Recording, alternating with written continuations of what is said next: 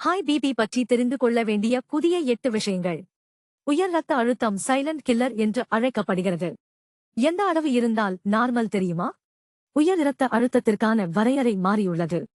முன்பு 140 இன் கீழ் 90 மில்லி மீட்டருக்கு மேல் இருந்தால் அது உயர் இரத்த அழுத்தம் எனக் கருதப்பட்டது. இப்போது 130 இன் கீழ் 80 மில்லி மீட்டருக்கு அளவே உயர் இரத்த அழுத்தமாக கருதப்படுகிறது. இரத்த அழுத்தம் சற்றே அதிகமாக இருக்கும் அனைவருக்கும் உடனடியாக மருந்து மாத்திரைகள் தேவைப்படாது என்பது குறிப்பிடத்தக்கது. இரத்த அழுத்தத்தை கட்டுக்குள் வைக்க சின்ன சின்ன முயற்சிகள், ஆனால் தொடர்ச்சியாக செய்வது நல்ல மாற்றங்களை உண்டாக்கும். கர்ப்பிணி பெண்களுக்கு உயர் இரத்த அழுத்தம் பிரீக்லாம்பாம்பியா என்ற தீவிரமான நிலையை ஏற்படுத்தக்கூடும். எனவே கர்ப்பிணி பெண்களும் பிரசவித்த தாய்மார்களும் தொடர்ந்து இரத்த அழுத்தத்தை கண்காணித்து மருத்துவர்களின் ஆலோசனையை பின்பற்ற வேண்டும்.